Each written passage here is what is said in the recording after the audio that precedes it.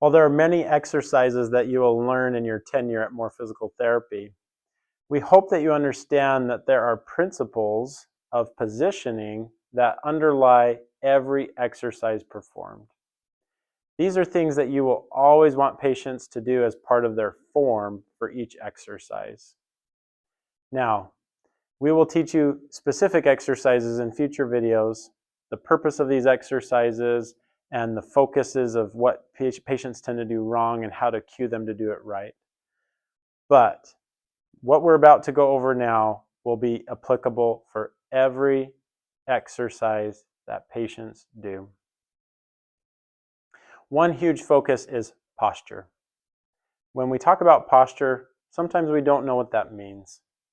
So let us coach you on how to coach patients on the best postures for all exercises, despite the position that they're in. I'll turn to the side so you can see better for the neck. When we look at the neck, we want patients' posture to be in this fashion. Notice that many patients might be somewhere in this range or even this range. We call this a forward head posture. This puts our muscles out of position and creates excessive stress and tension on certain structures that may be the source of their pain. One simple cue for our patients, whether they're standing, laying down, or in any other position, will be to take where their ears are at and to draw them back into alignment with their shoulders to the best of their ability. Some patients won't be capable of this, and that's okay. We only ask that they give their best efforts and that we try not to be too nitpicky if they're not able to get all the way there. We celebrate progress over perfection. The second thing to take into account is the positioning of a patient's shoulder blades, or we call them their scapula. One thing that we notice with the scapula is patients, while doing an exercise, no matter the position, might start to shrug their scapula up in this fashion. That is never advantageous. So in fact, a lot of times we cue the patients to go in the opposite direction and push their scapula down. The other thing that tends to happen is you might notice that a patient rolls their shoulders forward and their scapula forward. This closes in their chest and again puts excessive tension and stress on areas in the body that shouldn't have it. So for each exercise, we cue patients to squeeze their shoulder blades backward and a little bit downward. And I encourage them to think as if they're taking each of their shoulder blades and tucking them toward their opposite back pockets. From this view, you can see that while a patient might be rounded forward, they can make a subtle but important difference in their posture by squeezing their shoulder blades back and a little bit down. The last position that's really integral for understanding a good positioning and a good posture is the core and the low back, also called the lumbar spine.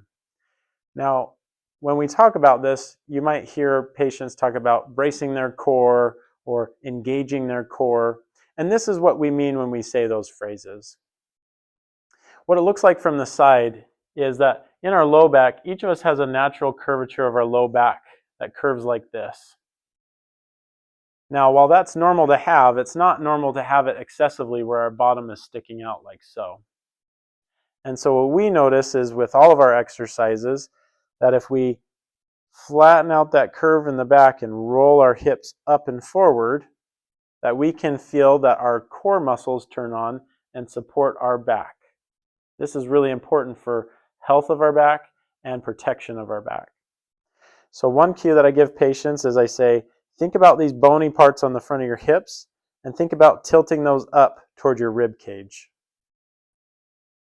And I say, as you do that, you'll feel these muscles here, not only in the front, like your six-pack muscles, but all the way around the side begin to engage.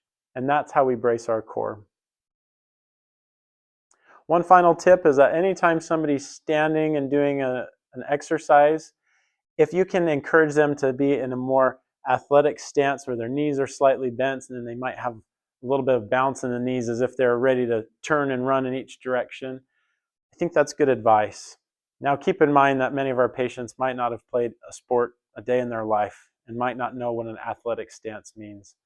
For these patients, you may just describe the position as put your feet about shoulder width apart and just give me a little bit of bend in the knee and the hips, like you're doing a really shallow squat for me.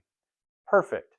Now that you're doing that, we can teach them how to engage their core by tilting those hips up and feeling those muscles engage. At that point, that patient will be ready to perform that activity.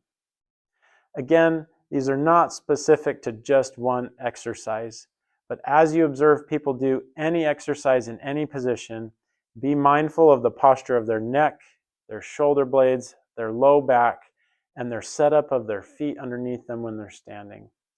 These will be important to determine the proper performance of these exercises.